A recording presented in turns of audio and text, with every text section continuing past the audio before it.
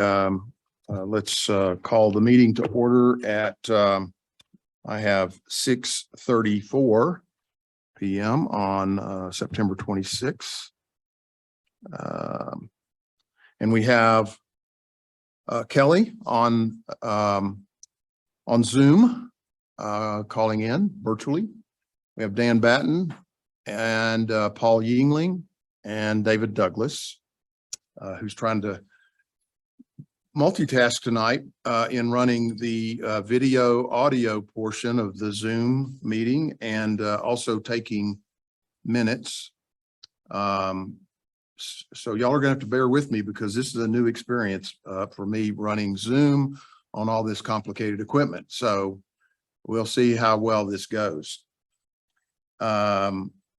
So let's start off with, and can everybody hear me? Or do I need to be closer to the mic? For those of you that are on Zoom. No, it's perfect. I can hear you very well. Okay, thank you.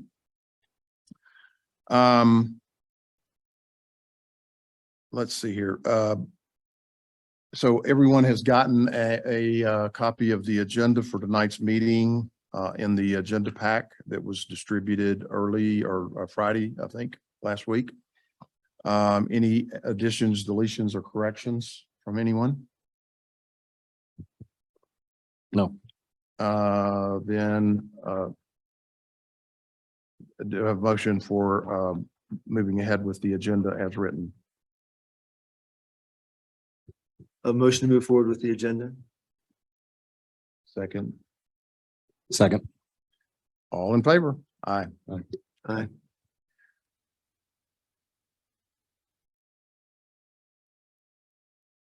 All right. Do we have anybody that's on the Zoom call tonight or present who would like to make any comments?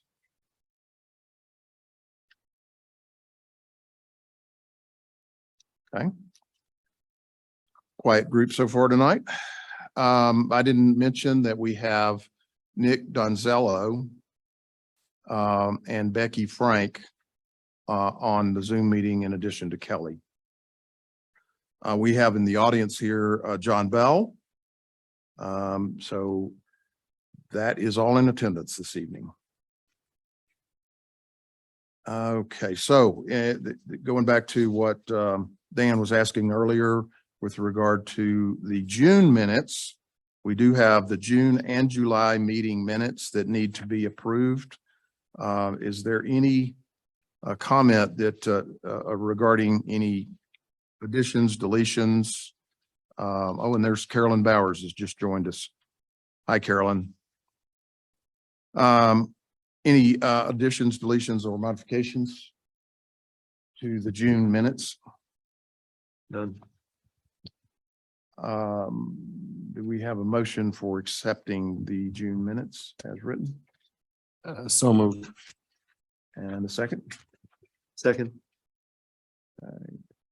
And all in favor? Aye. Aye. Aye. Any opposed?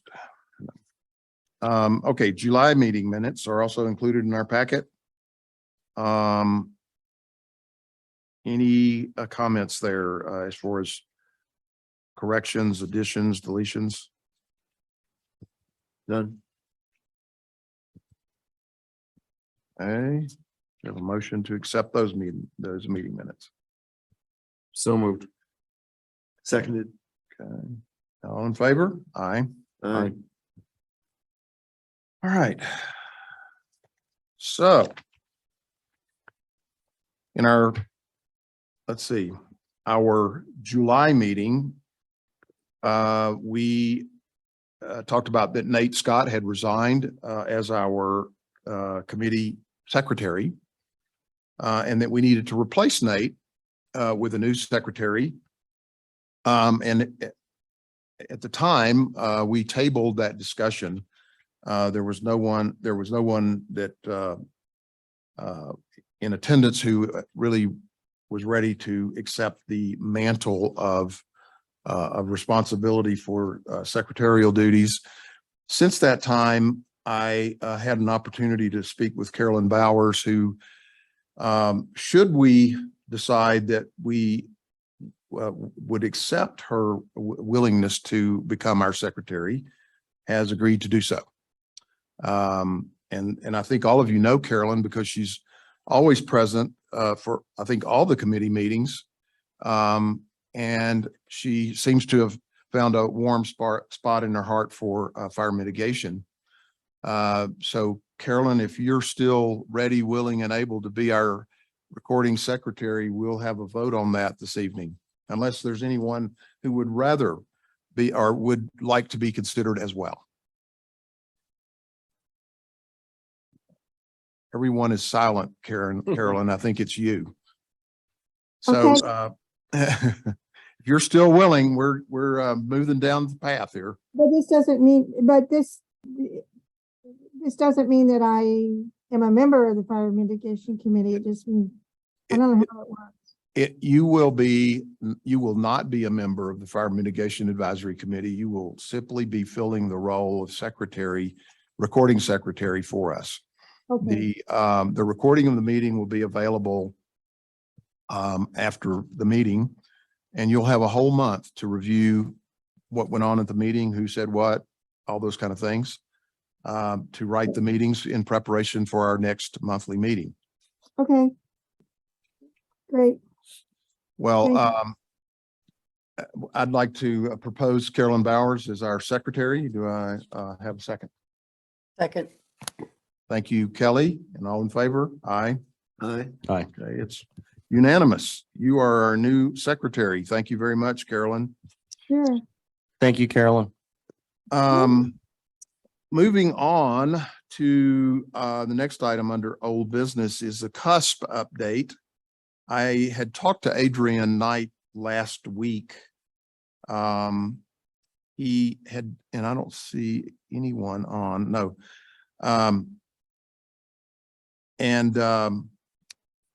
You know, what are y'all seeing on the screen and Zoom? Are you seeing, is everybody seeing that? Let me see if we can. There, can you see the agenda now? For those of you who are on Zoom, are you seeing the agenda? No. No? Ah,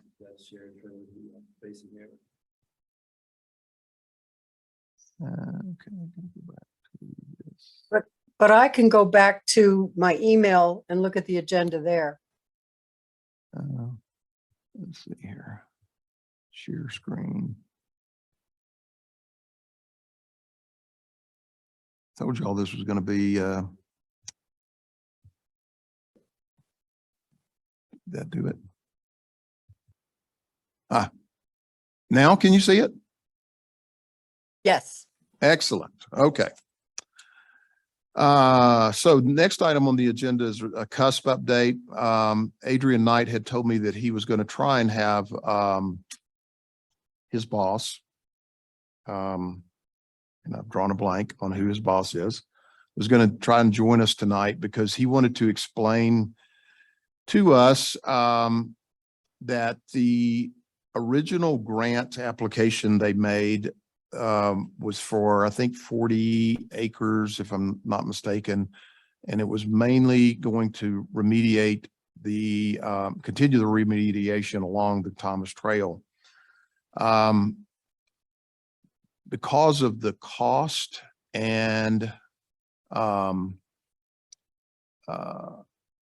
the difficulty of terrain, a number of factors, they're going to probably come back to us and ask for a meeting with Becky and myself, probably Mayor Dixon, to talk through a revision to the scope of the project and update us on the cost. Now, I will tell you that they have brought in a new contractor who have been very busy, working very hard up on the Thomas Trail for the past few weeks. They are continuing to move east on the Thomas Trail, and at the rate they're moving, I expect that, you know, we'll have the Mile High Youth Corps work and the CUSP work will probably meet in the middle here within the next few weeks. So there's great progress there. So I'm sorry that Adrian and his boss were not able to join us tonight to get that update. So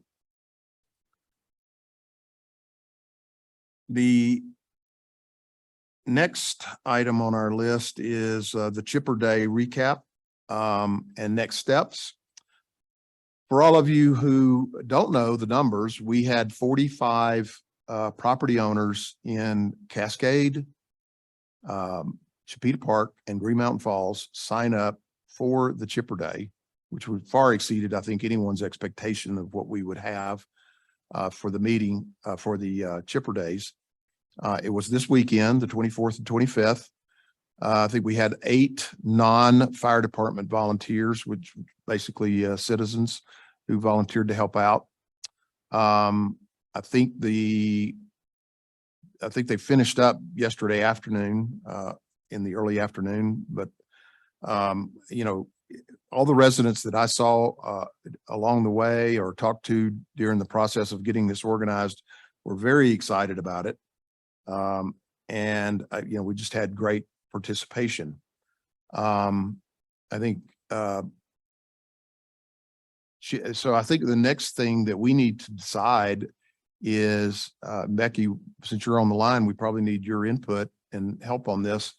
But can we, you think, get a schedule in place for the Chipper so that we can set a firm date for another one? You know, if it's, we need to decide, first of all, do we want to do this annually? Do we want to do it quarterly, semi-annually?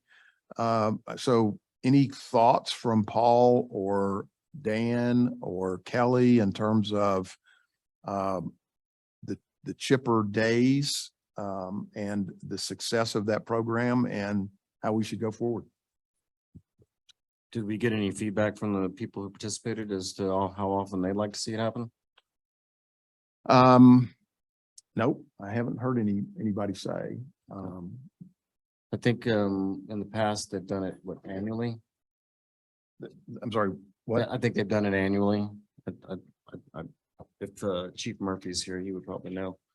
But I'm happy to fill y'all in on just a couple thoughts that I've got whenever, if this is a good time. Yes, Becky, please. So I believe this is the first time that the Fire Protection District has utilized this chipper. That chipper was new, purchased by Teller County last year. I think probably a really valuable place to start would be asking Chief Murphy what would he need in order to make this project go again next year.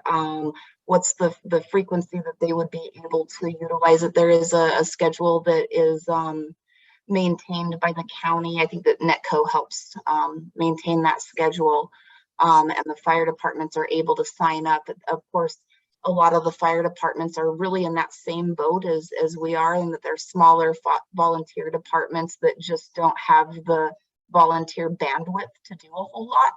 So I think that that's a really valuable place to start, is, you know, doing some sort of an after action review with Chief Murphy, finding out, you know, knowing that we had 45 people sign up this time. Next time it could be double that easily once word gets around. And once, you know, I think everybody had a chance to see how it worked and the ease of it, and really finding out, you know, what their capacity is and what do they need to be able to make it a viable annual thing. It's a wonderful machine.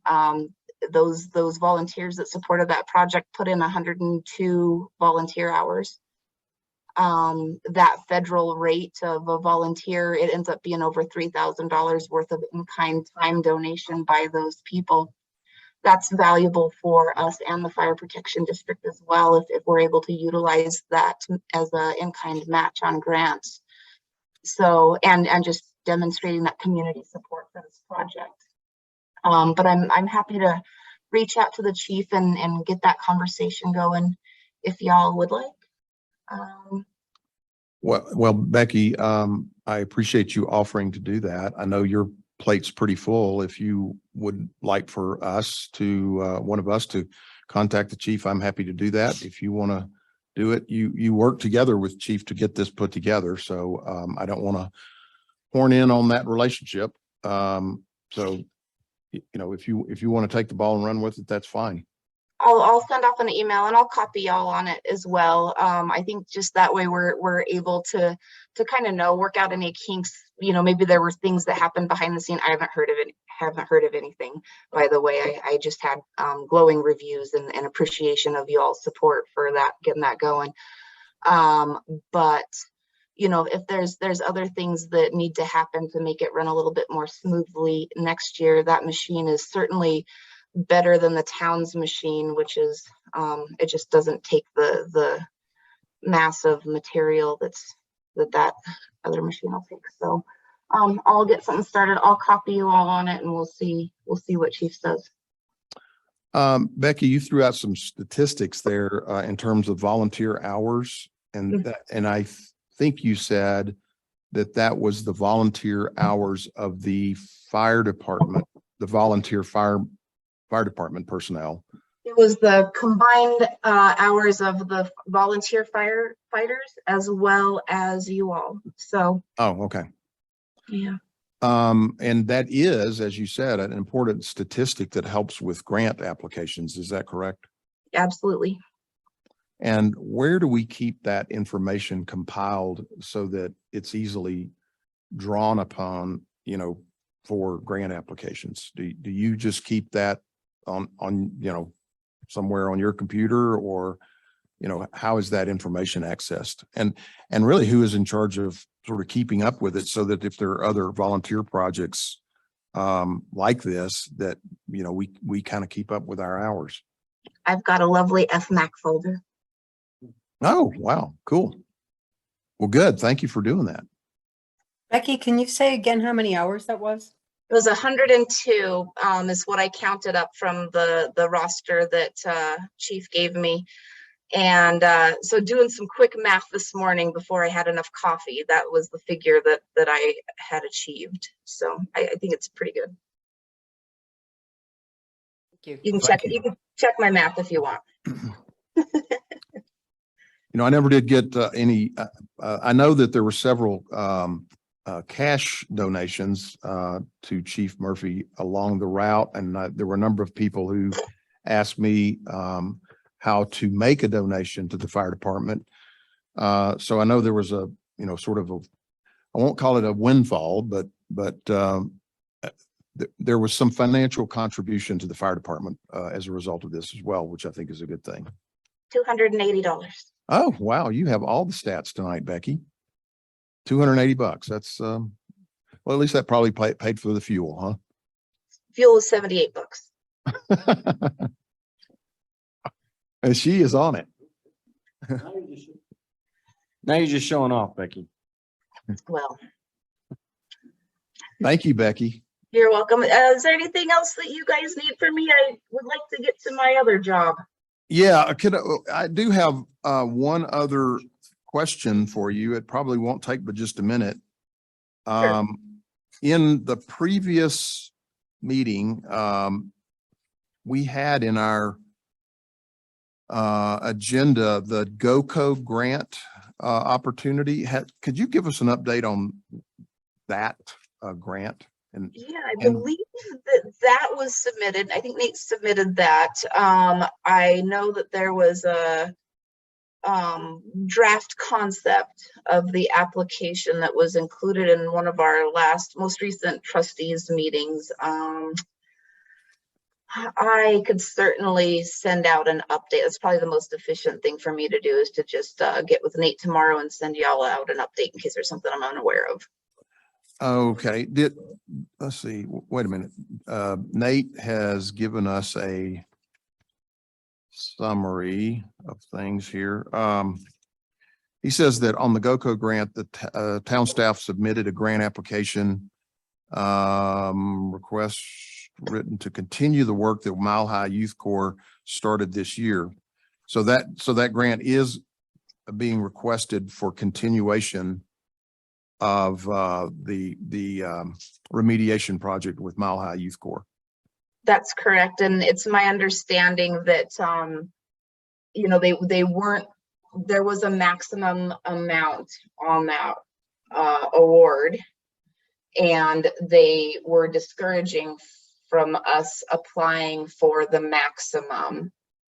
Nate had received some feedback from the granting agency, Mhm. just saying that they were kind of discouraging that we pursue, you know, the maximum award. So we dialed it back a little bit, but still asked for something that was high up there as far as the max goes. I'm flaking on those stats. Okay. So, and I think, has the BOT voted on this grant application being submitted? Or is That it? That application was approved. Okay, good. Yeah. All right, well, great. Thanks for that, that update on that GOCO grant. Yeah, you're welcome. Have We'll a good let you- night, everybody. Thanks, you too, Becky. Thanks for joining. Yeah, no problem. Thanks, Becky. Have a great Thanks, meeting. Becky. All right. Moving on to our new business. Education program, and this has sort of been on the agenda now for the last, well, since the June meeting. It was when we decided that education and assessment were the two top priorities for fire mitigation in developing an education program and a plan for homeowner assessment. Unfortunately, we did not meet in August as planned because we lacked a quorum to hold a meeting. So I want to see, first of all, since Dan and Kelly had taken the lead on that, did you all have any update for us on education this evening? I have nothing to report. We had the booth on Bronc Days and we handed out a lot of information. And then I carry it in the back of my car. So if I run into anybody, I always have materials available. But I had also contacted the school district to see if they would be willing to participate with us and send out links in an email to the local parents of school children. I followed up on that and I still am not receiving any calls back. I'm not sure what to do from here. I will try again. And then I also thought I would see if I could place materials down at the library. Okay. So when Paul Yingling was voted on and became a member of the Fire Mitigation Advisory Committee, I got together with him a couple of weeks ago or so, just to bring him up to speed on, so that he wouldn't come to this first meeting sort of blind as to what's preceded him. And Paul looked at some of the things that we had already developed in terms of the homeowner pledge and some other things. And he had some ideas that I think he wanted to share tonight with regard to the education program. And so I'm going to turn it over to you. I think you want to be able to project on the screen, right? Yes, thank you, Okay. David. Yeah, if you stop sharing, I'll start. Well, first, thank you, David. Thanks to all. Really an honor to join you all.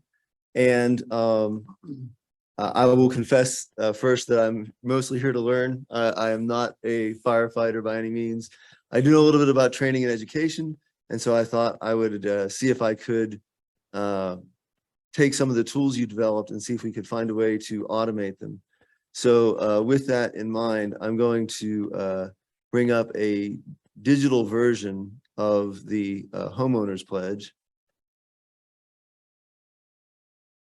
Let's see if that will load.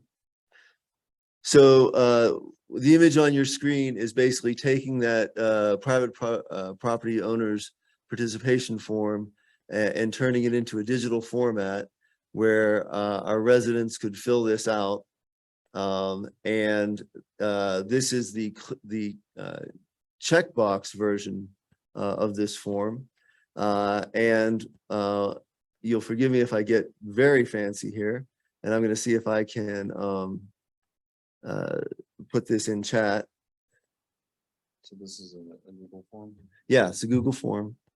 And it populates to a spreadsheet so that if, for example, I just filled this out for my wife and me, and by plugging this into a spreadsheet, we could, for example, do different searches like who lives on Pueblo Avenue or Hondo or Mountain, wherever the case might be, who is interested in learning more about having a homeowner's assessment, who would like to donate cash. And so this is one version of that form. The disadvantage of using the original format is the original format was this checkbox format. And so when the first version of this, I stayed faithful to that. The problem is when it populates a spreadsheet, you get this wall of words. If we change it to same form, but a yes/no format, then that would allow us to get individual responses like, would you like to have your trees trimmed? Would you like to know more about nuisance trees? And we could then sort by every area of interest that that someone might have. So if someone's interested in the nuisance tree version, they could get that. If they're interested in Firewise, they could get information on that. That would allow us to sort the data based on each person's interest.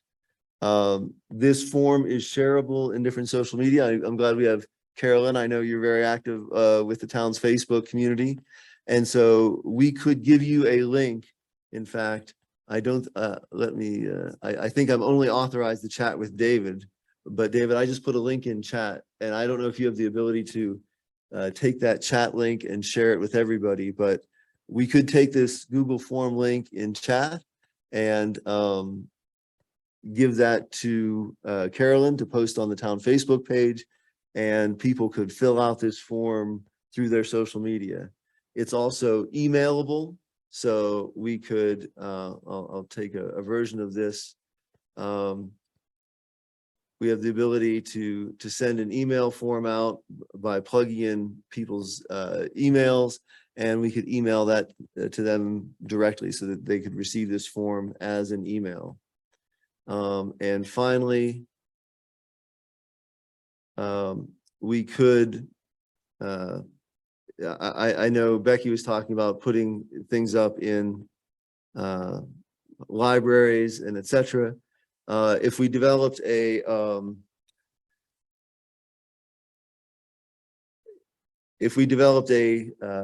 tip form, like, providing tips on, Dan, I hope you'll forgive me if I did violence to fire mitigation tips here.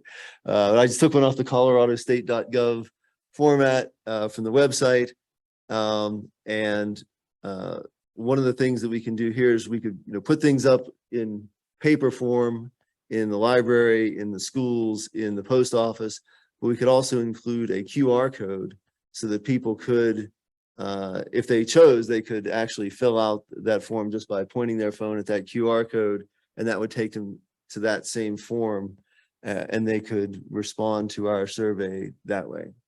So just a number of ways, maybe increasing the number of ways that people can kind of reach us, express interest, and get into some digital media that might help us reach some of those folks. So I'd like to react to that, Paul. Thank you for doing all this work. Some of the things that I learned in the last couple of weeks as the chipper days have come together, we were looking for volunteers, and finally I reached out to because Chipeta Park was part of this. The fire district includes Chipeta Park, And I had met somebody there at a social event a while back who have been very active in. I came to find out that the Chipeta Park Homeowners Association maintains a list of over 500 homeowners in a database that they can actually blast out an email to all 500 plus homeowners, which, you know, is incredibly powerful to have that sort of database that you can communicate with people so readily. That is one of the things that I sort of have envisioned in having this, the pledge that people could fill out so that we could begin a communication with the residents of Green Mountain Falls to know what things they want, they're interested in. And in fact, I've cataloged now, I think 18 responses to the pledge. And I didn't have the benefit of Paul's automatic populating spreadsheet. I had to go in and type everything in. So we have sort of the beginning of this. Now, what is really powerful here is people in that pledge will say, I'm interested in helping write grants. I'm interested in having somebody come and tell me what I need to do to my property. I'm interested in, you know, whatever it was that we had listed. So again, that is a opportunity for us to reach out to someone and say, thank you for filling out this pledge. I see that you want to help on grant applications. And I'm going to give your name to a person who's going to follow up with you to help us with our grant writing. So if we really could get this going, and I think what you're envisioning, Paul, is having the QR code posted publicly, maybe at the pantry, maybe at the post office, around town, on social media, and letting it be known. And Carolyn's certainly great at helping on the social media side, but this would be an initiative where we really are beginning to communicate with and reaching out to people and ask them to respond to us. When you do that, you have to be ready for the responses. You have to be ready for people who say, I want to volunteer, I want to help. Well, what are you going to tell them to volunteer and do? It becomes imperative that we start developing these programs. I think there is a hunger in Green Mountain Falls for education. I had a number of hikers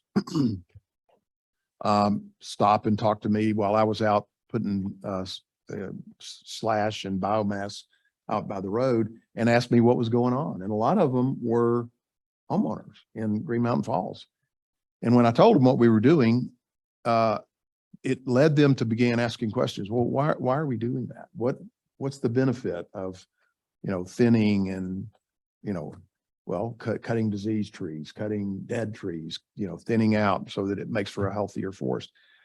It became apparent to me that people just don't know. And that's why the education piece is so important. So I think this is really beginning to, I think, germinate. The seed is germinating. I think, Paul, this tool that you've put together really helps us sort of begin to develop this even further. And I think what you're saying is this flyer was a this was your attempt to say, here's a way we could educate. Right, just a mock-up. In other words, you know, I won't pretend to have the knowledge to actually put together the fire mitigation tips. That is just meant as a format to say, here's what an example format might look like. Make this a little more visible. So we provide a tip and a date, and you know, just one thing that people could do in that month to make themselves less vulnerable to fire. And then also an outreach to say, would you like to learn more? Would you like to do more? And that's where the link in the QR code could reside, where we could then once they get interested, then follow up with, here's how you can volunteer, donate, contribute, et cetera. So I have responded to those people who filled out the the pledge that we passed out at the mayor's forum back in July. I was beginning to get uncomfortable that we had such a, a number of weeks pass and no communication. So I just wrote a email out to people and said, hey, thanks a lot for participating in this. We're the Fire Mitigation Advisory Committee is at the current time developing these projects, and we'll get back to you. And so I just don't like for people to fill out a pledge, say, hey, I'm interested, and then they don't hear anything. So again, that begs that we develop our programs and be ready. And since we've said, we want to flesh out our education program and our assessment plan. I think those are two really key pieces for us to get done. So how can we, what is it that's, it's sort of like an author who writes books and they always say that when he gets ready to write, he has writer's block. You're looking at it, staring at a white piece of paper and trying to figure out how to start the story. Same for artists. They get a blank canvas. They're staring at the canvas going, okay, what's my subject matter and how am I going to get this off the ground? And I feel like that's where we are with education. We're not really sure, what do we do to get this off the ground? So maybe what we need to do is just take a moment and discuss that, and sort of outline what would it look like to have an education program. First of all, there's many components of education. There's education like this tip, the October tip that Paul has developed, and that could be easily done on social media. But I really think that the biggest bang for the buck is to have some sort of routine meeting where we have experts, and we do something at Sally Bush. We did that back in April, and I think that was a great success, wasn't it, Dan? We had a lot of people there, a lot of interest. You had a lot of reaction to it, as I recall. So should we do something like that on a regular basis? And regular, I mean quarterly, semi-annually, just to engage with people.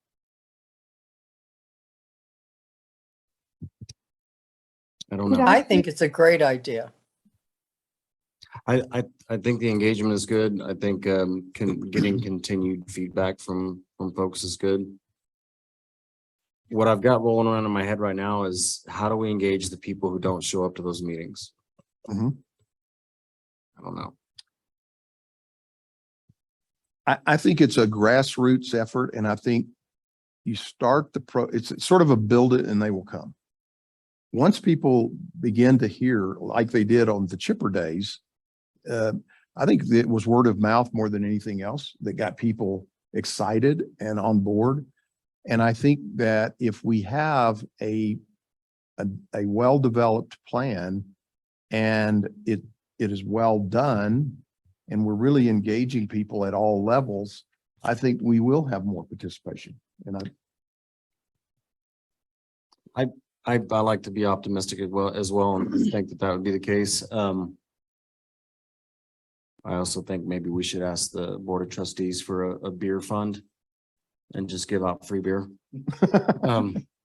You think I'm joking, but I'm actually kind of serious, like do some kind of event, barbecues or something like that, some sort of attraction to get people there and sucker them in and say, oh yeah, by the way, while you're here. Yeah. okay, good. Oh yeah, by the way, while you're here, let me talk to you a little bit about fire mitigation. That kind of thing. I said it in both the meetings that I spoke at, that the people who show up to those meetings are not necessarily the audience that we need to be reaching. They're the people who are already engaged and they're already I'm just trying to think, how do we reach out to the people?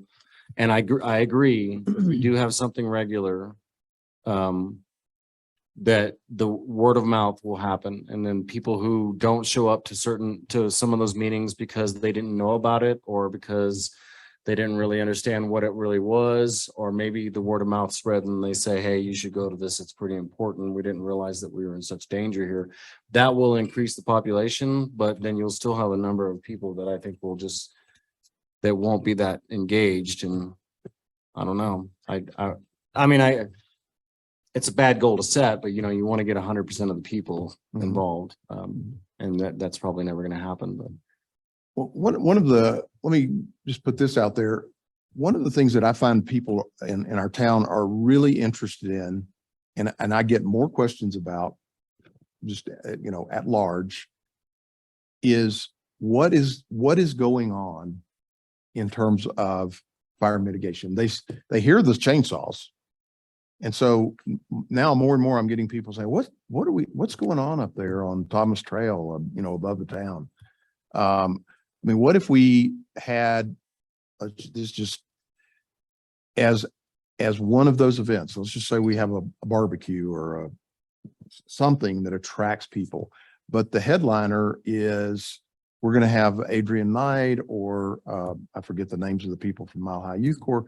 We're going to have them there as speakers to tell us about the projects that are currently ongoing and what we're doing and what we hope to accomplish by that. Because I think people genuinely have an interest in the things that are being done on a landscapes size basis. And too often I think there's a sense of false security, because as you've taught me, Dan, having that landscape mitigation effort above the town is nice, but fires burn uphill. And that's a good thing. But so we need to tie that into what can people do, in their own properties. Well, just like most of the things that we've initiated in this committee is that there's no one box to check. Reaching out to as many people as possible takes different approaches. Whether, some people are going to be more, it's going to be more conducive to reach them through social media. It's going to be more conducive to reach some people through, face-to-face interactions. So personally, I think, we have to continue with a scattergun approach. I think that regular updates from the mitigation committee in person is going to be attractive to a lot of the demographic in Green Mountain Falls. I think the social media is a great way to do it because it's a really big bang for your buck. I mean, you click a button and you can reach thousands of people. And then also the feedback from the social media and the technology route is instantaneous and much more easily tabulated. The other thing that is concerning to me is reaching out to the people who are the property owners that are not here very often or not here at all. I think if we can reach out to them in some way, and it sounds kind of dumb, but my firefighter on my shift and we just recently watched Fire in Paradise, the Netflix documentary about the campfire and the town of Paradise. The reason we watched that is because they actually just went out to California and they went through Paradise, and they wanted to watch that just to kind of compare what they saw in person and all that. But as I was watching it, I thought, how powerful is this documentary? It's very well made. It's very emotionally stirring. And I thought, man, if there was a way to show this type of, or at least to get this type of emotional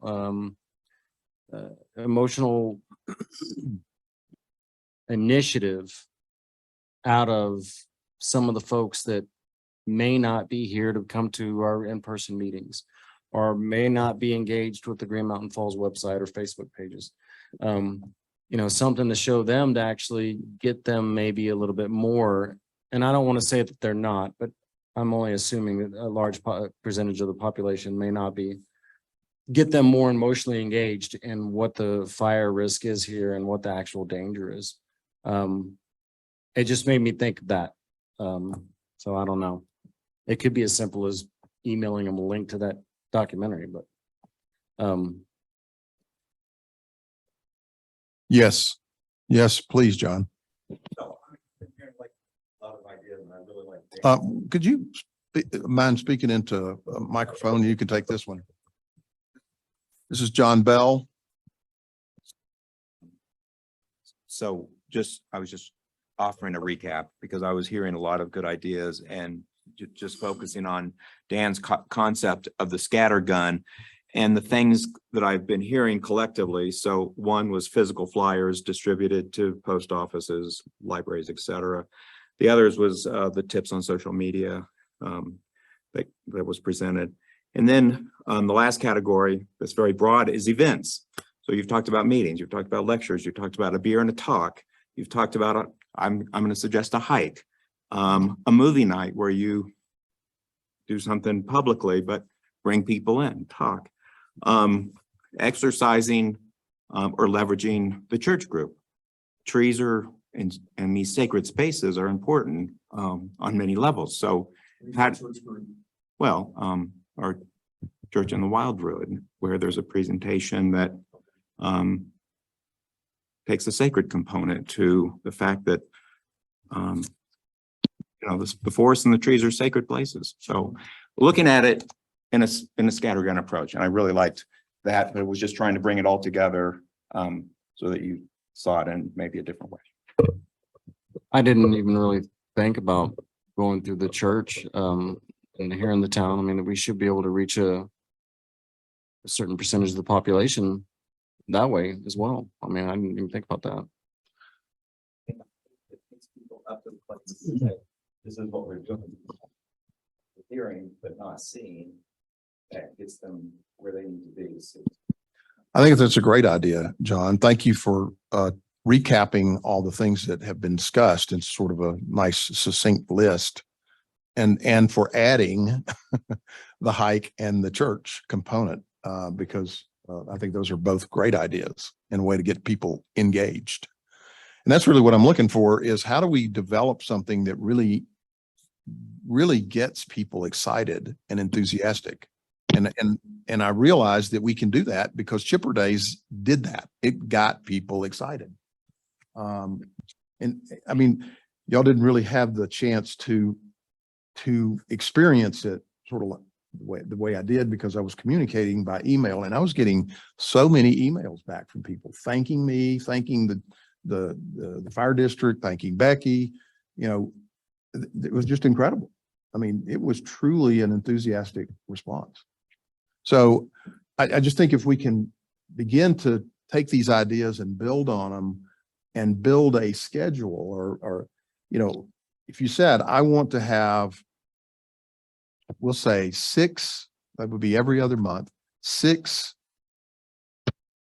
events, one being a hike, one being at the church, one being at Sally Bush, they would be, and you could have topics, they could be information that people really want, just so you're keeping people informed of what's going on, because that's how you get buy-in. I mean, we've seen the Trails Committee really blossom under the new organization structure. And how many directors is there in the trail? 16, 17. Yeah, so it's an incredible response to it, but there's even more people associated with that, like 40 or so in the total group. I mean, imagine if we had 40 people engaged in Green Mountain Falls who really wanted to get out and work on something to do with fire mitigation. I mean, that's incredible.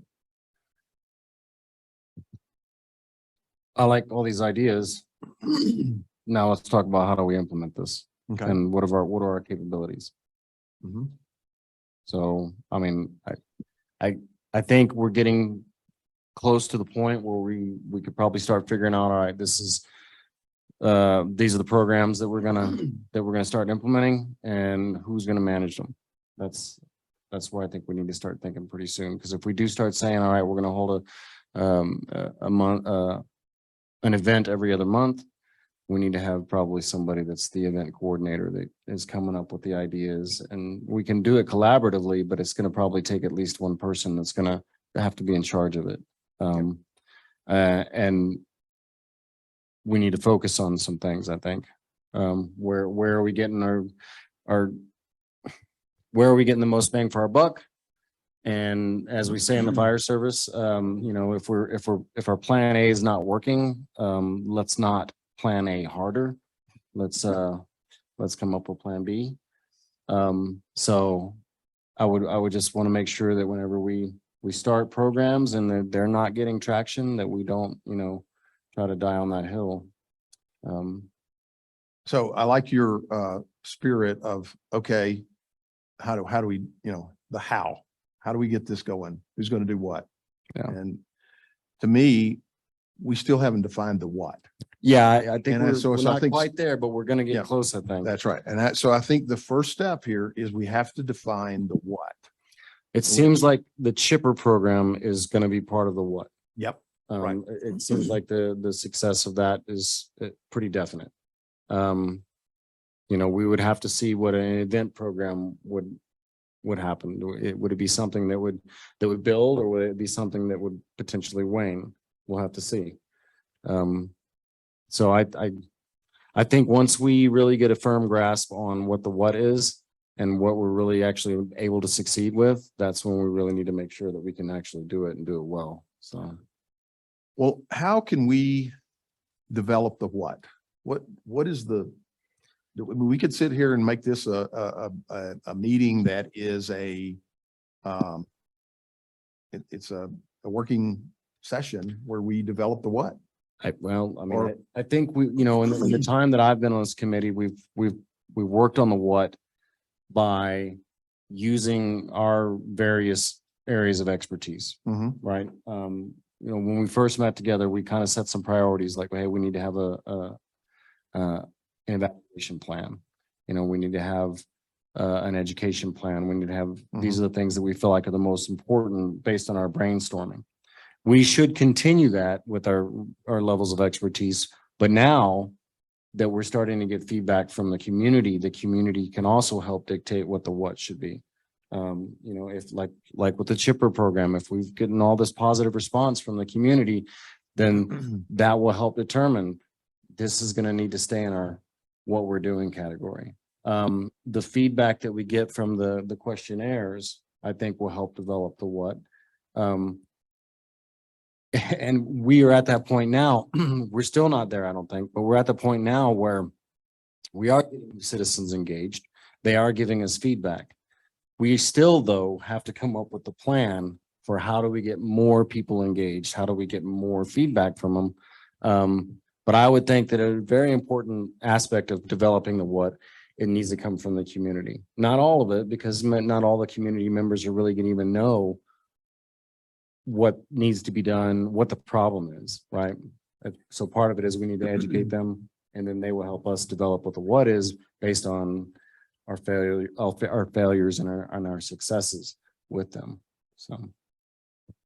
Yeah, so Dan, if I understand what you're saying, you take kind of a demand-driven approach. In other words, let's see what the community wants, try a number of initiatives, see where their response is, build on that response. A mix, you know, I mean, there's certain things that, you know, people will have very pie in the sky. My ideas maybe, you know, people may not realize the budgetary constraints that we have, you know, so they may not know exactly, you know, they may ask for something that's either unrealistic or just won't work. So it can't be completely driven by them. But the feedback that we get from programs that we either start or ideas and questionnaires and surveys that we get feedback from, that could also help dictate it. For example, I mean, we've got John here that just mentioned, you know, participating or, you know, going on the hikes and going on the, and reaching out to the churches. You know, that's feedback from the community. So it's one person standing here right now, but, you know, it's good feedback. It is good feedback. And this is part of the reason that I kept feeling like the school, you know, as part of the education program, if we can get them to participate with us, I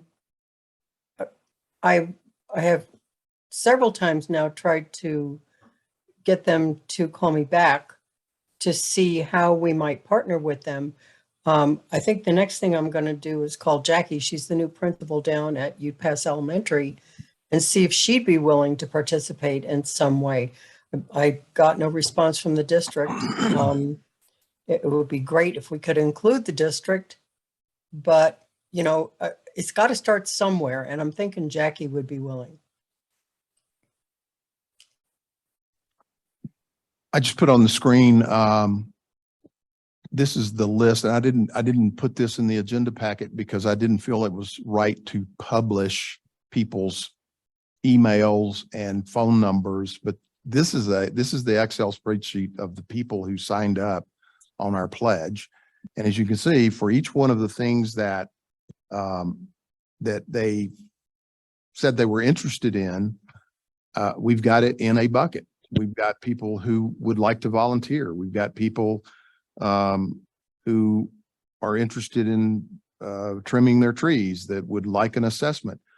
The bottom line is here, there is more work to be done than the 5 members of our committee can do. I mean, I think that's what you were getting to, Dan, is once you decide on the what on an education committee, then it comes down to who's going to be the point person to organize the event and get the materials together and train.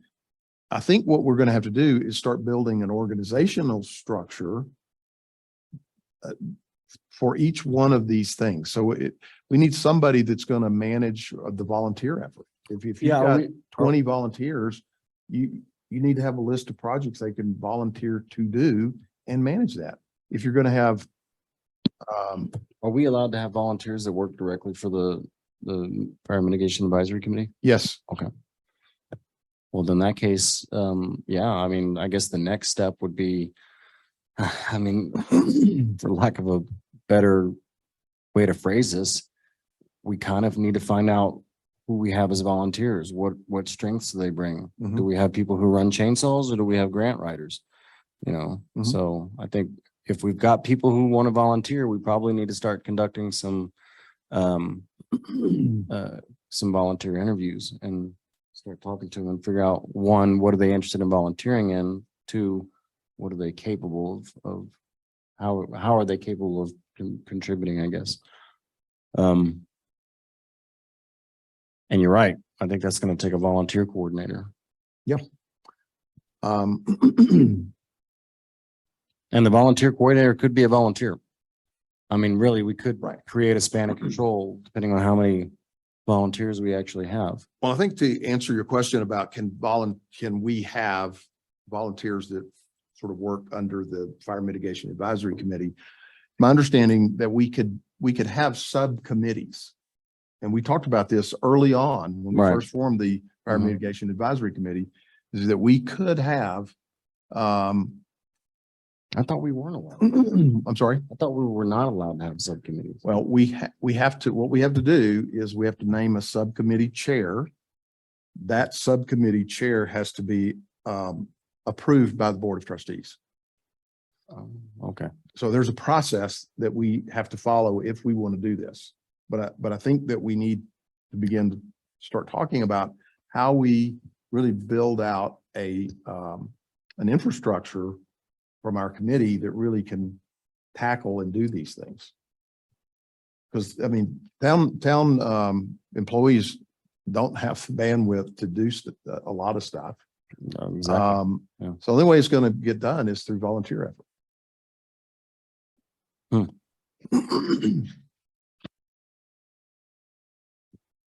I guess the first step is we need to figure out how many volunteers we have and what their capabilities are. Well, I go back to the what, what, if you have a volunteer, what do you want them to do? If you have, do you have somebody that's the event planner Yeah. volunteer? I mean, like I That's under said, the it education piece.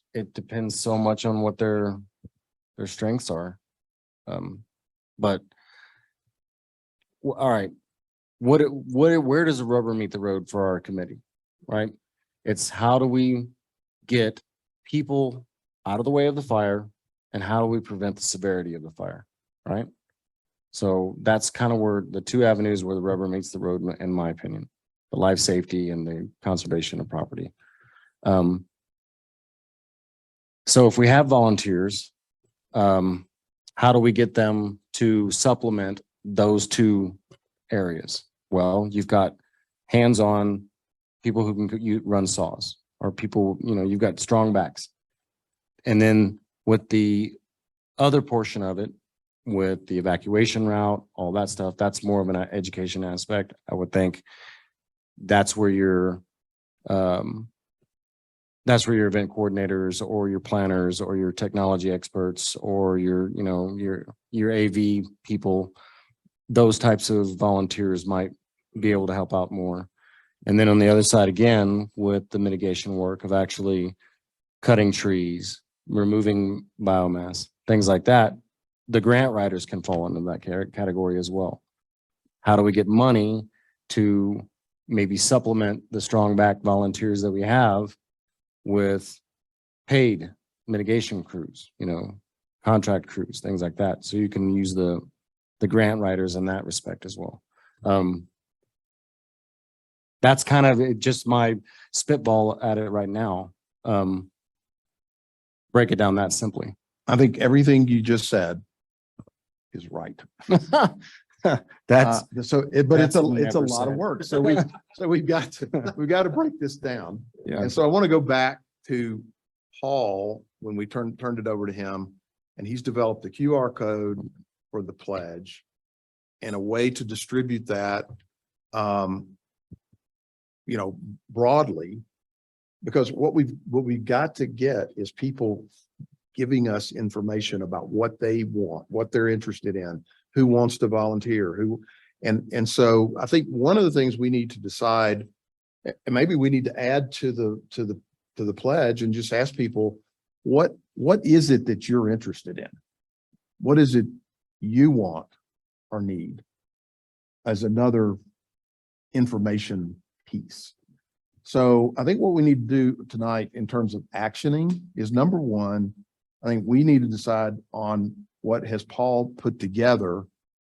Do we want to endorse that and say, yes, let's move forward and give Paul some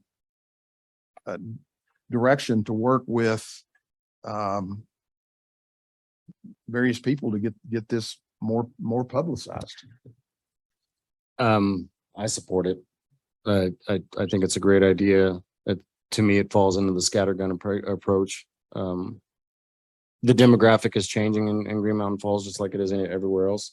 More and more people are going to be they're going to be using social media and that type of technology more often. But the only question I had whenever I saw that was, how do we make sure that we're using the data that's generated through Paul's approach and the data that's generated by, like, say, the paper flyers and things like that, and make sure that it's all going into the same database. That would be my only concern, is that we make sure that we're doing that. I also like the idea of the tip. The one tip a month. It's kind of appealing to me because it's not just the same flyer from CSU that goes out all the time. It's just the one thing that somebody can kind of wrap their head around and say, well, okay, well, if I just move my wood, if I just move my wood pile this month and I cover it with a tarp, to keep it from getting ember cast, one thing at a time, I like that approach. So I support it. I do too. And so I'm thinking, where would you put that on the Green Mountain Falls Facebook page? Yeah, I think to go back to Dan's scattergun approach, I think all of the above, there'll be people who engage through social media. There are people who aren't on social media, including me, who might just see it at the post office, see it at the pantry, see it at the library, maybe our trail ambassadors. I mean, there's a million ways. So because people engage in different ways, I think we have to be where people are and access them how they access their information. So I think it has to be kind of an all of the above approach. The only thing I would say is that while I am very happy to, organize the data and, consolidate databases, I don't know a thing about what Dan. And so any tip that I would put together, I'd run past a real pro and, before it goes live. Have y'all found a chance to get together? So you No, can we break actually, this down? I No, thought no. you were out of town, so I haven't. Yeah. No, we haven't yet, but I can tell you this, that firefighters are not smart people in general. And everything that I know, you could learn in an afternoon. So don't feel bad. Yeah, I don't believe that, but okay. So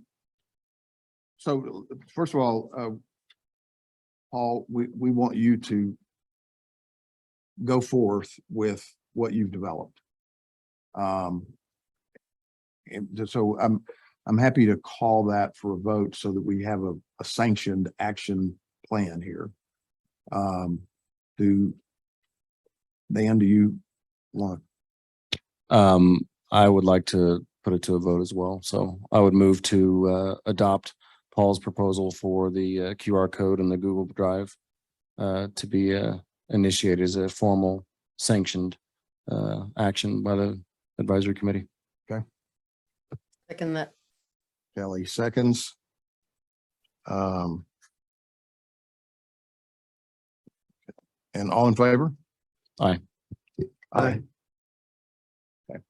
So you will work with, I guess, Carolyn and local business establishments, the post office and we'll just need to get some sort of information out to the public as to what this QR code is.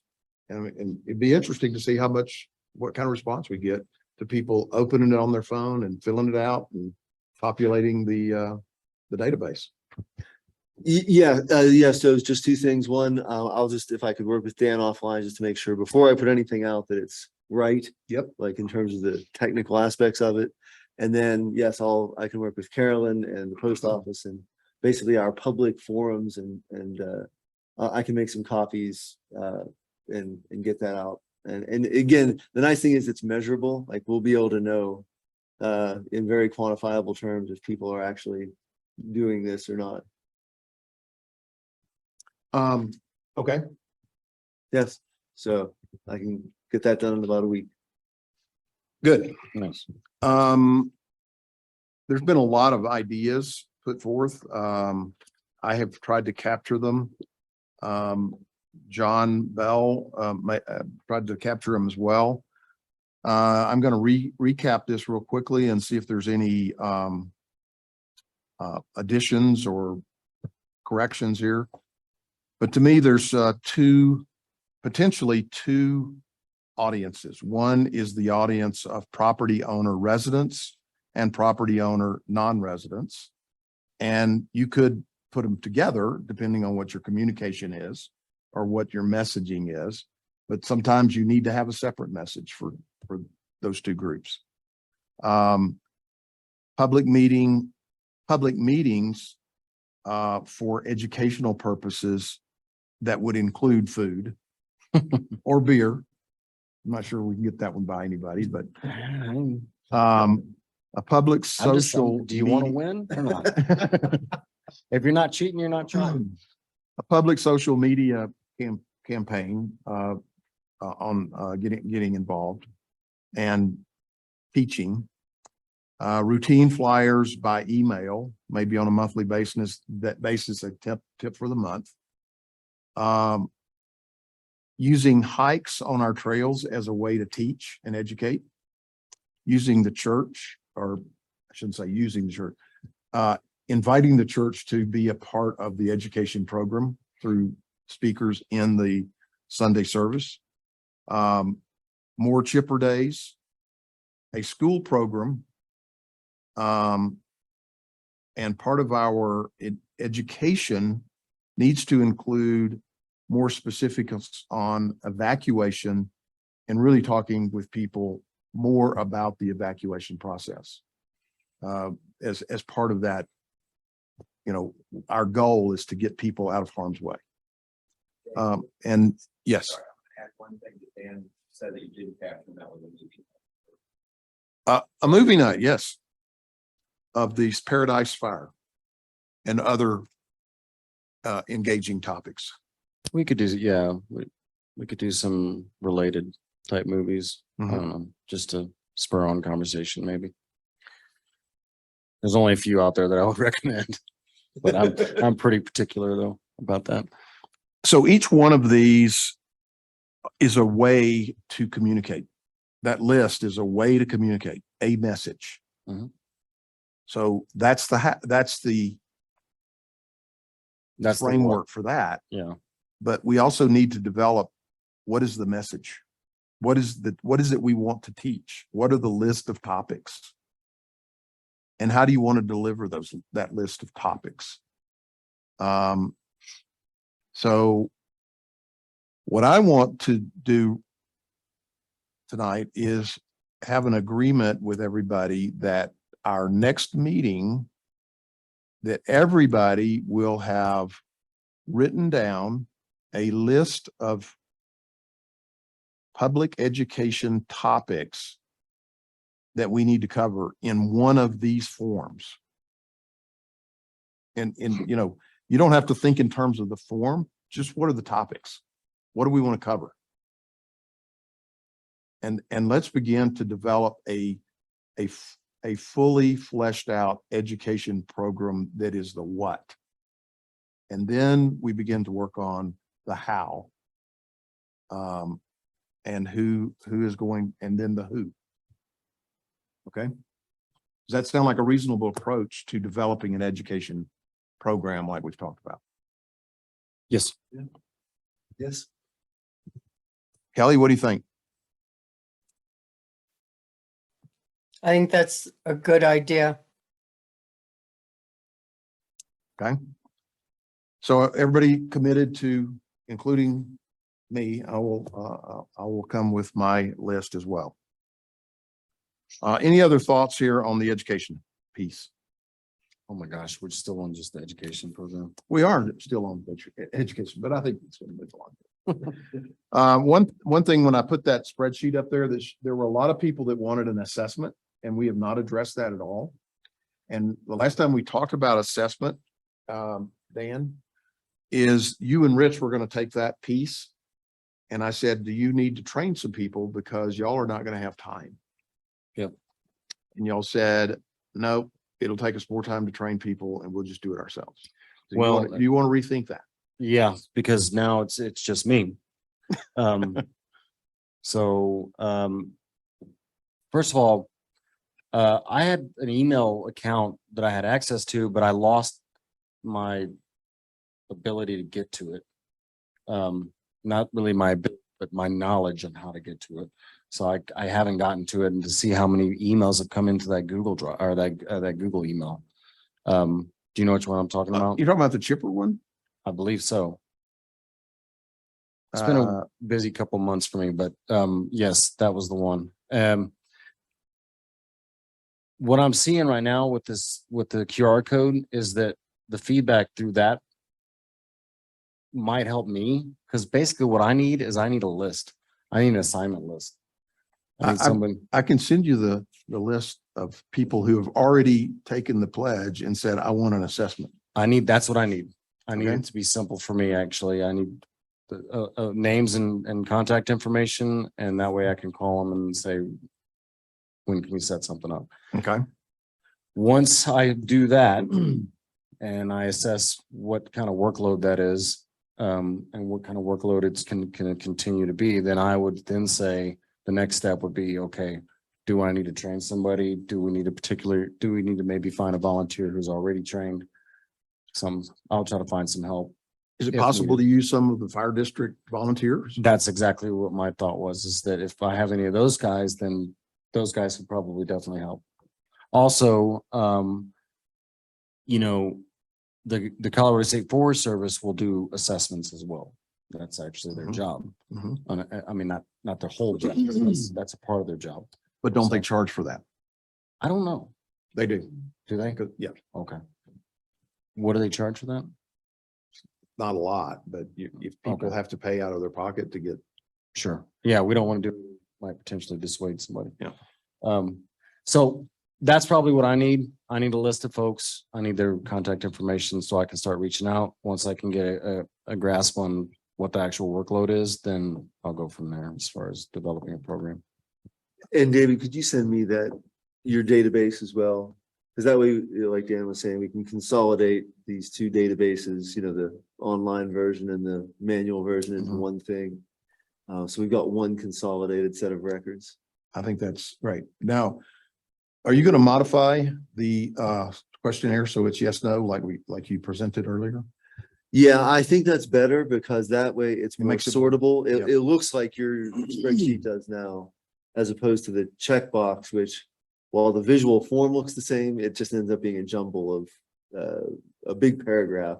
What you really need are individual yes, no entries. Yeah. So yeah, that version's already built and that's the one we can go forward with. So let's do that version. So Okay. that we make sure that our database is sortable from day one. Right, And that way we can sort on who wants an assessment. And Right. we could print that list.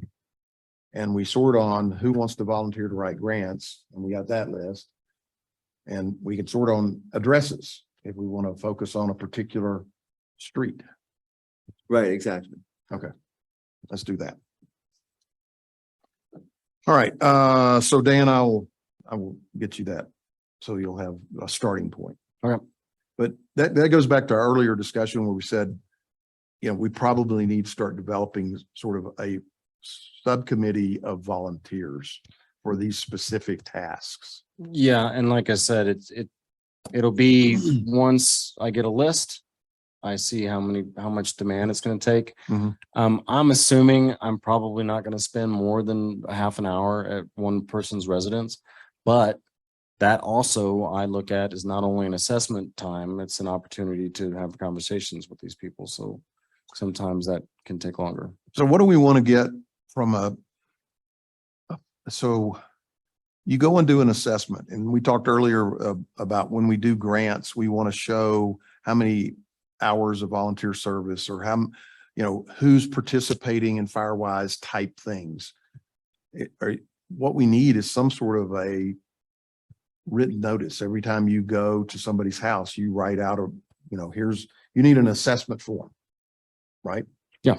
And you fill that out, you give them a copy, and we. Well, keep I a already, copy. didn't I make one? Yeah, Yeah. and it's on one of so is that what you would use? Yeah. Okay, That's, I mean, or something that might be slightly modified, that if I can have that plan, then I can have just a section in there for notes or whatever. I can take notes on what's going on.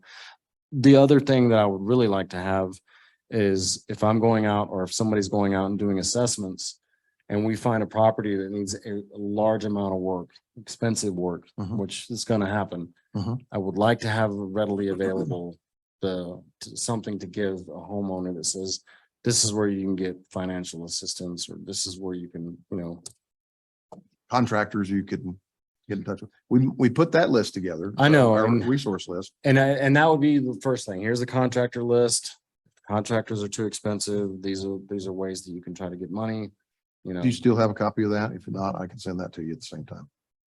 you probably should send it. If you know where it is, go ahead and send I it know to where me. it is. Okay, yeah. That's something that I would like to be able to. Well, Be ready to this do. also then drives the piece where we were saying we want to develop, volunteers who could go and help people, in our community. Yeah, as long as we can do that, as long as we're allowed to do that. I mean, that in and of itself is a task. I mean, it's a huge task Mhm. to try to manage a volunteer group that are hands-on. Volunteers come and go. Yep. And you want to be able to maintain some kind of level of competency, so. All right.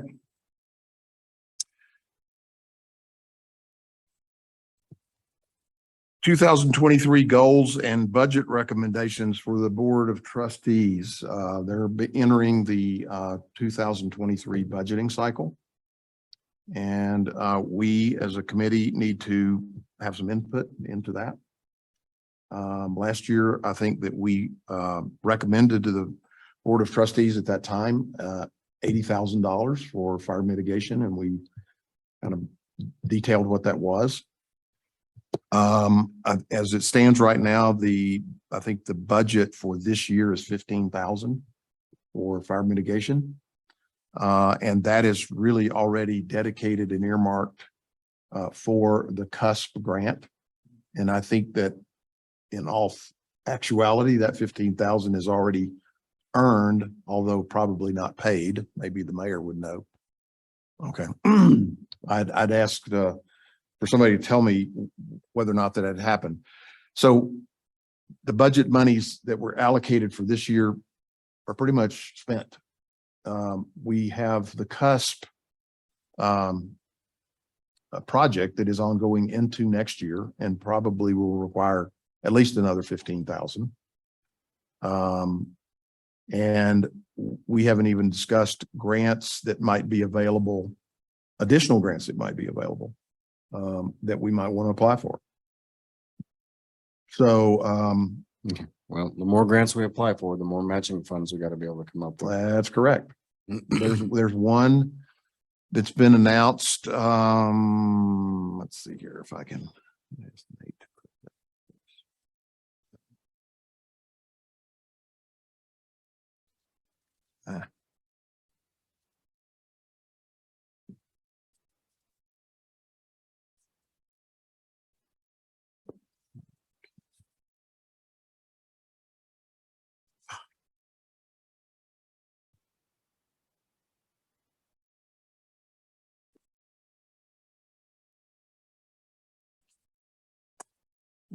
Okay. There we go.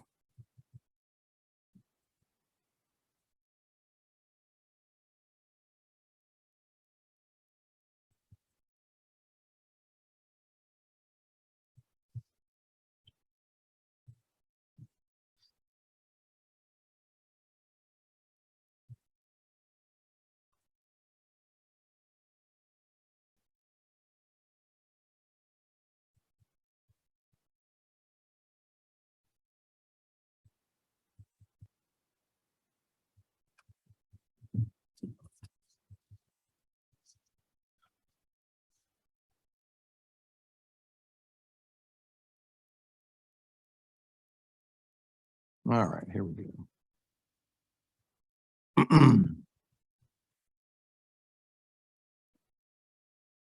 Yeah.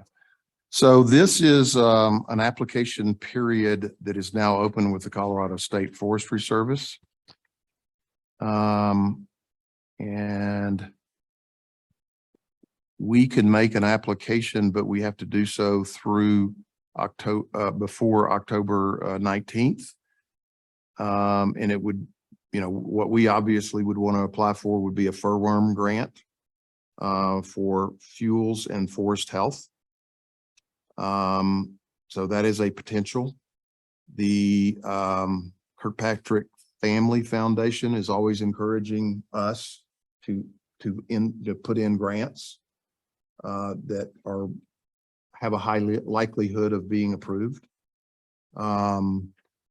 But we need to decide as a committee what sort of, I mean, obviously a furworm grant is pretty much a landscape type grant. So, you know, it'd be Green Mountain Falls, town of Green Mountain Falls mitigation. Whereas the Kirkpatrick Family Foundation could be more tailored to specifics, such as, well, the furworm grant could also include doing the rights of way in town. We've talked about rights of way a lot. So any thoughts on our goals for 23 and budget or grants that we might want to recommend to the board? I don't know of any grants off the top of my head. So I don't have any specific things to recommend. I mean, the furworm's always a good one. The coast swap's always a good one. I don't know. I wouldn't mind looking for, the projects that I think we'd like to focus on are the rights of way. And I still would like to try to get money for the siren. So. I think that's going to be a grant Yeah. that we have to apply. We have to figure out where we can go to get that grant. Any thoughts? I don't think $80,000 is going to come from the town of Green Mountain Falls. It's got to be funded from some other source. No, yeah, I wasn't expecting that either, but. Yep. Grants, I don't know. and I don't know, we need to start having like $10,000 a plate dinners or something. Like, Yeah. like, how do we get some of that philanthropist money? I don't know if El Pomar does grants like that, but we could check El Pomar. Say again, El Pomar grant, El Pomar. yeah, POR, I think. Is it Pomar? Yeah, POMAR. yeah. Yeah, El Pomar grant they'll provide grants for like firefighting apparatus, so they'll do all kinds of stuff. So you're familiar with that? Yes, a little bit, yeah. Is that something you could? I could look into it. I have actually attempted to write an El Pomar grant and it failed, so I may not be your guy. But again, But would they do stuff Fire. like do we know, Dan, if they would do stuff like a siren? I don't know for sure. I could try to look into it.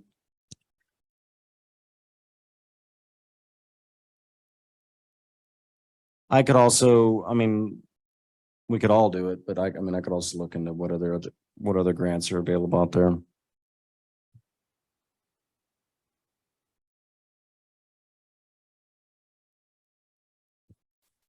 I mean, if our top priorities are assessment and education, then shouldn't our budget and our proposal to the board be aligned on those priorities?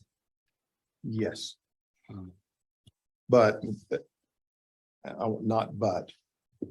And we have been asked to be part of the grant process. In other words, identifying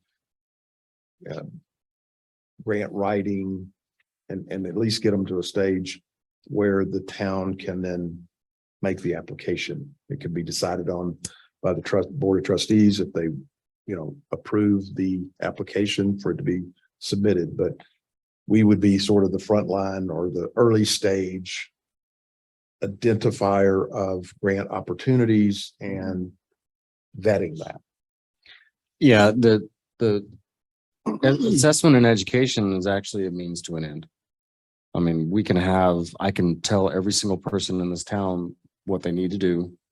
And every person in this town could be educated with a PhD in fire science. But don't cut the trees and we don't actually, adopt the building codes and we don't have safe evacuation routes, then it's all for naught. So it's important to have those aspects, but like I said, they're means to reach a different goal, an actual tangible goal of making the fire less severe and getting people out of the way of it. The money, and the other thing is that education and assessments on the scale of things is the cheap part. The cutting of the trees and the replacement of the decks and the roofs and things like that. That's where the real expensive. That's where it comes into. That's where the huge roadblocks are. I mean, is that eventually people will get to the point where they know what they need to do. And they know how they need to get out of town, and then they've got their plan. But they're roadblocked in the sense, metaphorically speaking, that they just don't have the money to do what needs to be done. This town is a good example. This town does not have the money to do what needs to be done. We just don't. So, I mean, it's going to take. So in the Millions long of list of things that need to be done that you might get a grant for, what would that look like? What What would you say if you were gonna go after a grant other than the siren and other than just landscape, mitigation? What else would you go? What else would you tackle?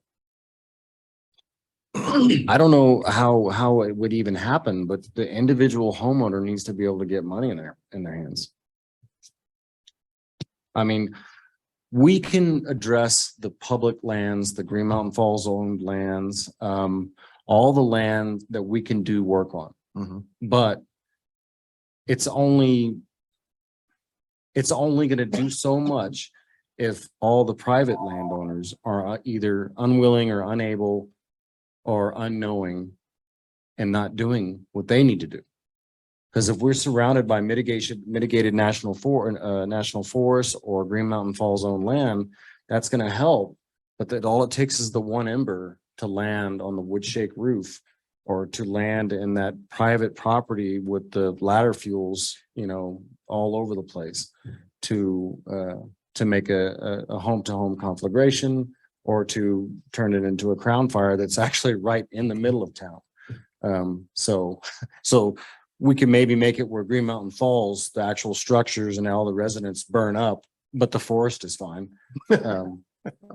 Which is kind of the opposite of, I think, what we want. So I would say if there was some way to buy our way into getting money into people's hands, the private homeowners, the private landowners, that's what I would want to see happen. I have no idea how that comes to fruition. I have no idea how to make that happen. But I think that's what needs to be done. Somehow, Grandma Smith she's living on a retirement. She does not have $10,000, $15,000 to pay a contractor to come mitigate her property. How do we get Grandma Smith's property mitigated? Well, it's that, the answer to that is you're going to have a grant that will cost share, but that doesn't help any if she What- can't afford to even do her part of the cost. Exactly. So And that means you have to have some sort of volunteer team, like, something like, like Byron Spinney's team. Byron Spinney's deal. And then, there's only so many of those groups around. But that to me is where if I could buy my way to an answer, that would be my focus as to how do we get the private landowners to be able to mitigate their private property. And I don't know how. I'm not going to say there's not a grant for that. Say 100 cents on the dollar. I just never have heard of it. Yeah. Well, I put in my application to be on on Biden's mitigation program. I've tried, not real hard, but what needs to be done is it needs to be said to the people who have the big fat checkbooks. And unfortunately, dealing with any level of government, not just the federal government, but money never comes easy when it's coming from the government, it seems like, and it never seems to come with any kind of sense. Not sense, but sense.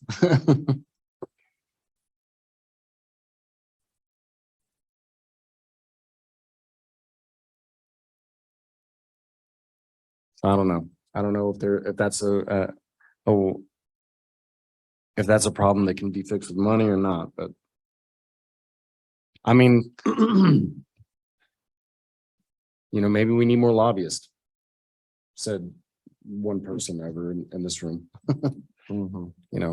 I don't know. So if you were to go to the Kirkpatrick Family Foundation for grant money for our town, what project would you apply for a grant to do? You mean besides the siren and They will not do the siren. okay. Rights of way. They will not do anything that's private property. They will do things that are public property, Rights of way, I guess. rights of way. I think Any- that's, Their interest at this point is they've got such an investment now in the town of Green Mountain Falls. They're interested in protecting their investment. sure. Well, I So would say, they really want to fund fire mitigation activities that help provide a defense. yeah, off the top of my head, I would say rights of way. Rights of way are, that's a good bang for your buck as well. Just because it's not just beneficial for fire mitigation and for evacuation. It's also beneficial for, people building houses and driving a crane in there, that type of thing. Okay.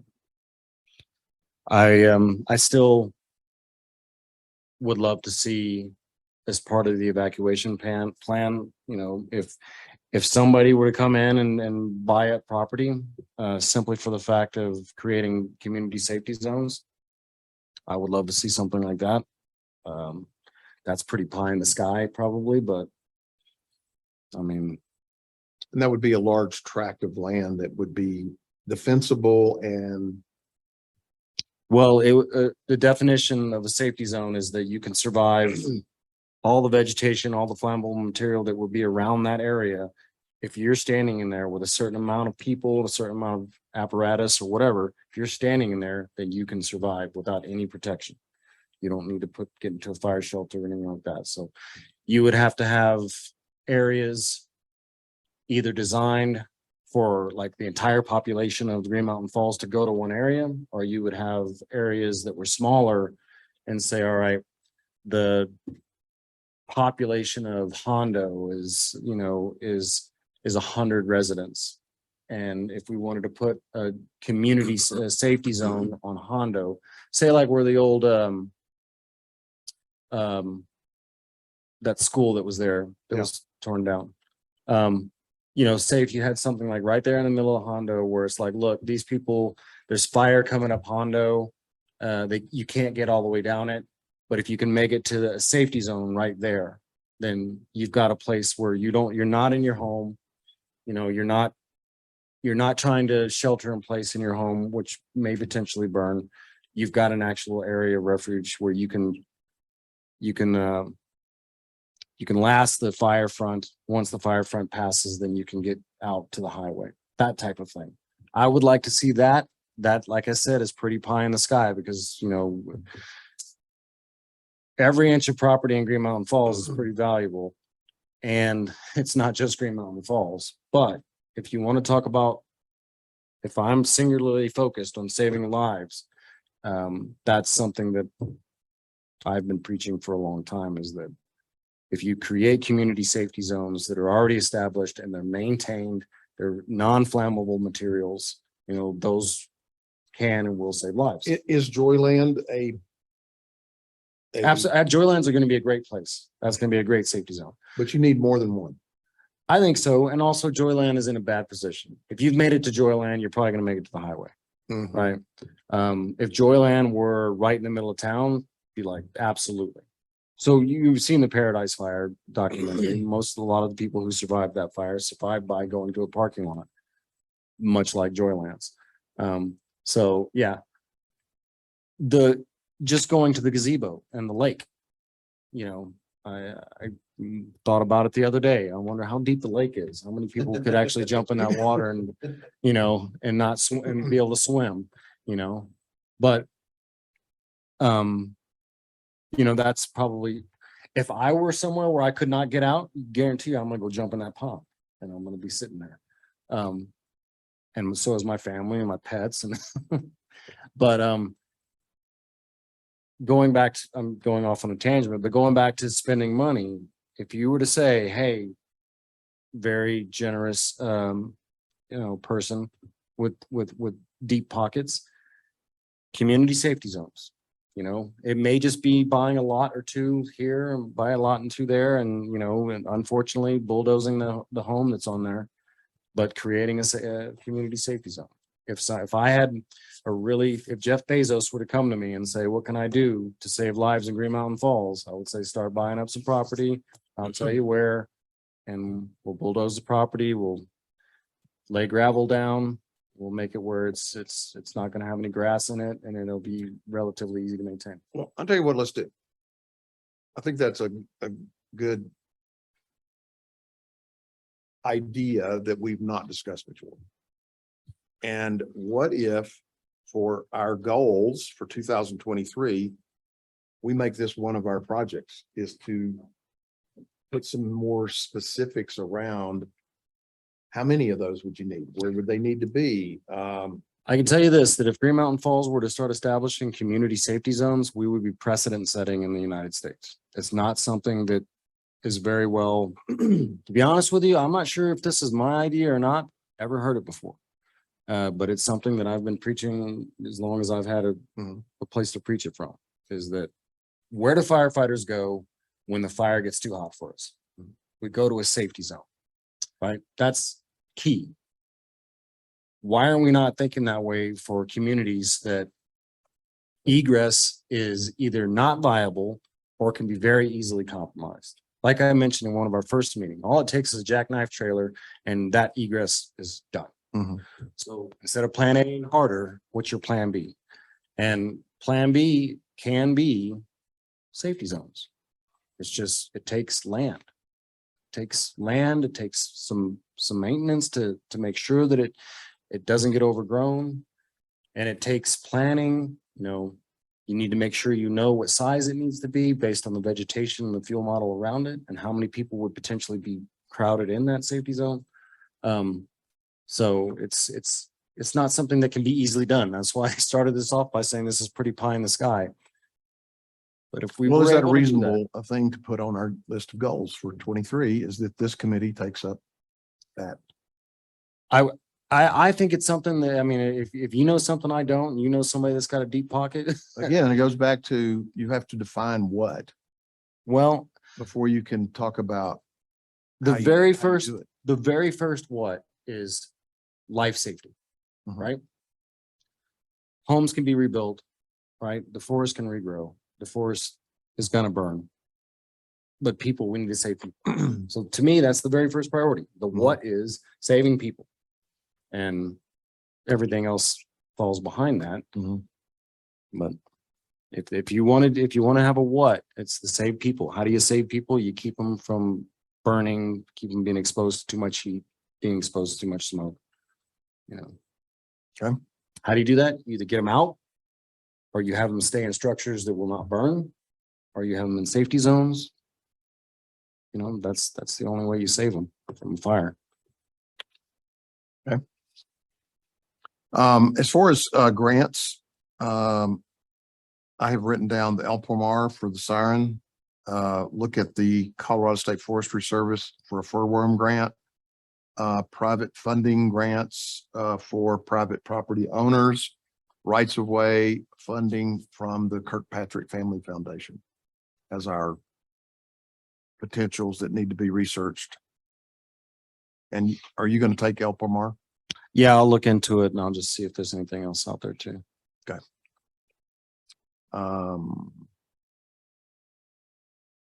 As far as goals for 23, I think that we've spent a lot of time talking tonight about an education program. I think if we have a fully developed education program for implementation beginning January of 2023 for the full year, that'd be a great goal to achieve. Yeah, and are we saying the education program and like the events, that's kind of the same? Yeah, events, all the things that we listed.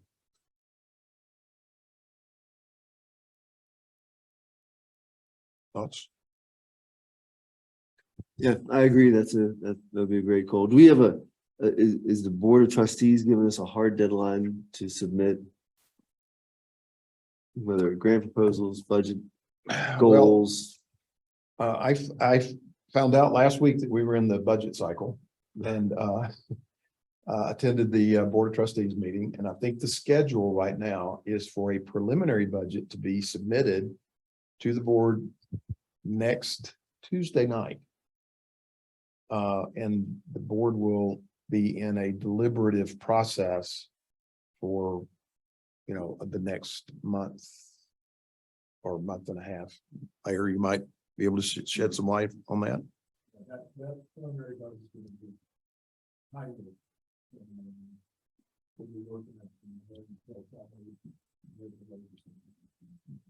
So it's right now, we're finishing up the audit.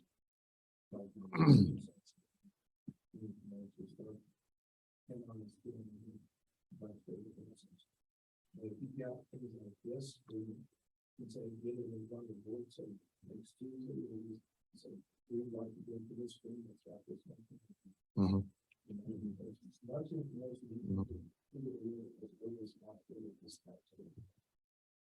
Yep. Okay. All right.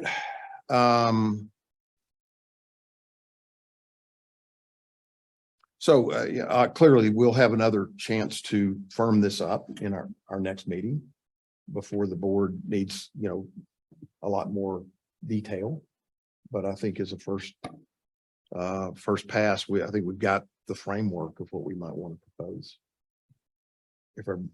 Should we put that to a vote in terms of our grant funding ideas and our education and assessment program as being goals and maybe the community safety zone?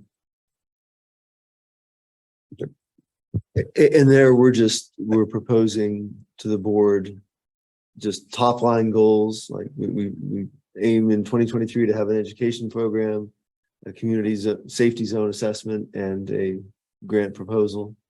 That's our, just as a top And line. I would like to throw in there that we're going to build a database that gives us the ability to communicate with our citizens much the same way as Chipeta Park can. Yeah. Just hit a button and you now send an email to all or a specific group of people. How do they build their database? I don't know, but I'm going to find out. But I think what Paul's put together is a great start. I think so too. So do we need a motion? Yeah, I think that would be a good idea that the items that we have so far discussed and recapped, which are all the education initiatives, the various venues, topics, the grant possibilities, and the goals, including community safety zone, would be sort of the framework of what we would move forward with. All right, so I'll have it go. So I move that we communicate to the board that our 2023 goals include a study to establish community safety zones, create a database for Green Mountain Falls residents and property owners, establish an education program, and it's comprehensive, including events, social media presence. And was there a fourth? Database, community safety zones, education, Grants, and pursuing those 4 grants. and pursuing Opamar, Colorado State Forestry Service, Kirkpatrick Family Foundation, and any other private funding or grants for private property owners. Okay. Is that a motion? that's the motion, yes. Okay, Yeah. I'll second it. all right. All in favor? Aye. Aye.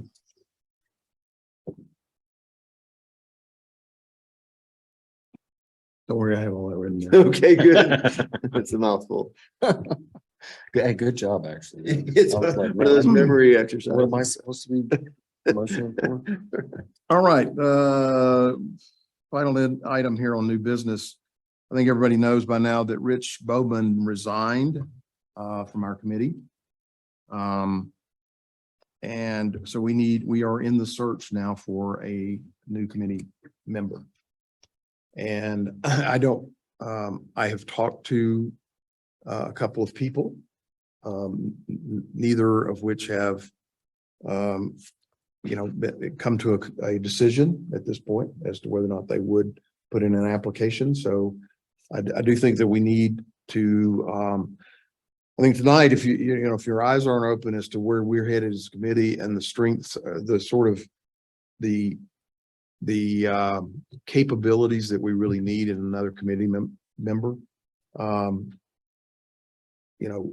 that we need somebody who could really help develop programs, can be proficient in, technology, social media, those kind of things. And, if we can think of somebody that has skill sets like that, that's what we need to be looking for. Yeah, I don't know anybody. Don't know anybody like that? Yeah, you don't know anybody like yourself, Dan? No, you mean somebody who's long-winded, gets a little bit on their soapbox? Sorry. Well, it's something for everybody to be thinking about is potential committee members. And I'm thinking about writing up a sort of an outline of sort of the skill sets and whatnot that we want.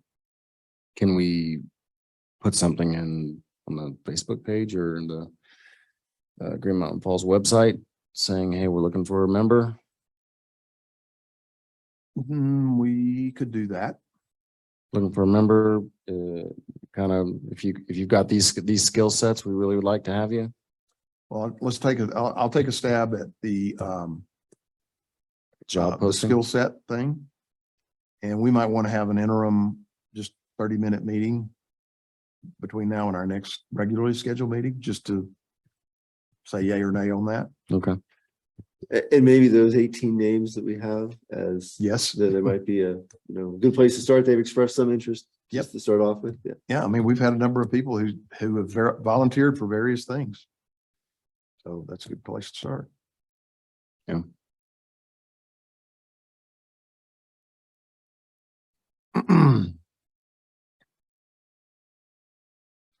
Okay. I think we have really, I don't know that we have any reports on, we've covered fuel mitigation. We've talked about grants. We've talked about education.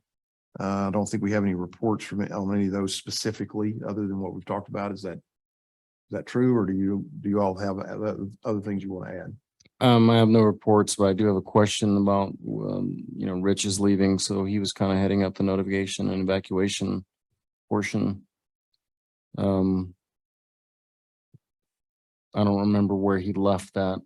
I think it was mostly completed, right? He felt like it was complete. I think there's more work that can be done on that, and I think it's probably part of the education piece. Is Nate still involved at all? No. I mean, I know he's not involved with the committee, but he was helping with like some of the maps and, Oh, I think, if we asked Nate to help with maps, he would do that. okay.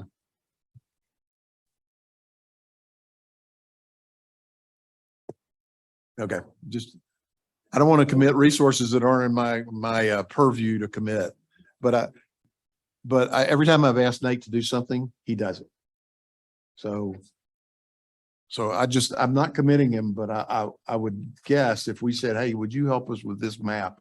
He would do it.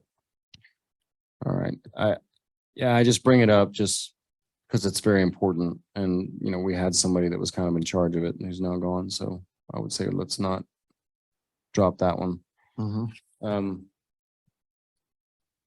I will, try to reach out to Rich and I'll make sure I get myself up to speed where he was at. Okay, homework assignment for everybody is to come up with education topics for the next meeting, right? I'm going to write a job description or a sort of a capabilities description for our committee member. I will also prepare sort of a written document to present to the Board of Trustees in the next meeting. Based on our motion tonight. And you, Dan, are going to give us some feedback on El Palmar to see if that's an opportunity for Siren. Yep. I've got my action items are looking at El Palmar. I'm going to get a hold of Rich Bowman and see what his, where he was at with the notification and evacuation. You're going to get the contact list for the Yep, assessments Yep. and then the homework for the education topics. And I'm going to pursue this. I'm going to get some facts on the Colorado State Forestry Service furworm grant. And probably talk to somebody with the Kirkpatrick Foundation. And Paul, you are going to get the pledge, QR code, that whole thing operational, right? Yes, so I've got, I'll just do one quick content check with Dan to make sure that it's technically right. And I can have it ready to go in about a week. Do I need to check again in with you before we start, before I start contacting like, Let's Post have a office. chat about it. yeah, okay. All right. I'm just looking at our calendar here for. Okay, our next scheduled meeting is October the 31st. That's Halloween. And as a grandparent, I already know that I'm going to be dressed up in a costume and trick or treating that day. So can we meet on the 24th? Does that work for everybody? We will not be able to make it on the 24th.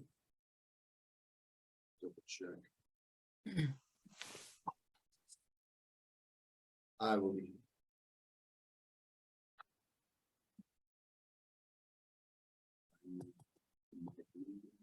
Oh, you're not sure. Yeah, I'm pretty sure I'm gonna be out of town. Okay.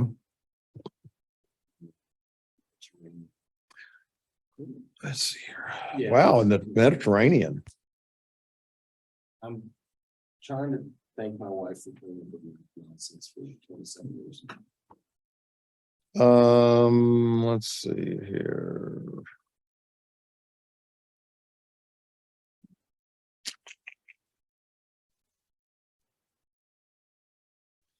Is the 31st a problem for anybody else?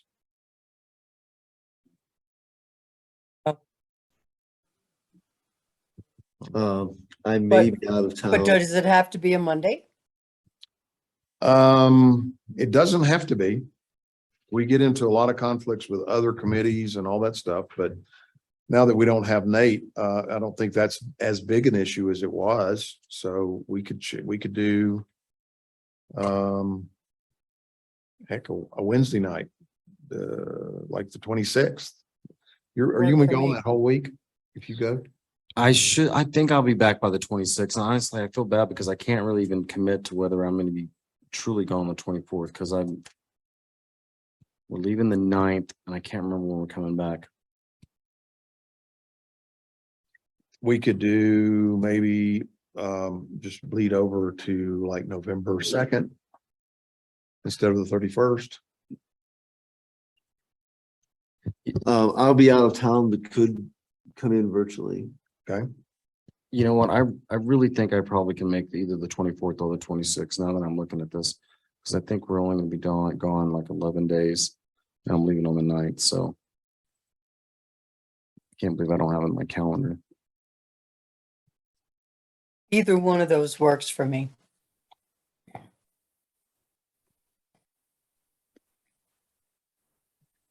I think 26 would be very safe for me. Okay, does everybody want to agree to the 26th as Yeah. our next meeting date? That's a Wednesday. That's good with me. Okay, so it shall be. I will not be here for that meeting, so I will zoom in. Is everybody okay with us having a Zoom only meeting? I am. Yes. Dan? Yes. Mhm. Okay, so the next meeting will be Zoom only.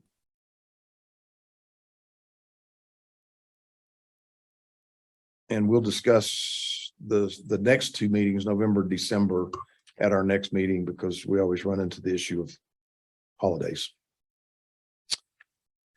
Okay? Yep. Long meeting tonight, but I think we got a lot accomplished. Thank y'all. Is anyone in the audience or on the phone have any further comments before we close? None? I just thought there were some great ideas tonight. Thank you so much. Well, great, Kelly. Thank you for that feedback and thank you for your comments. I'm going to be working on that. I have a meeting with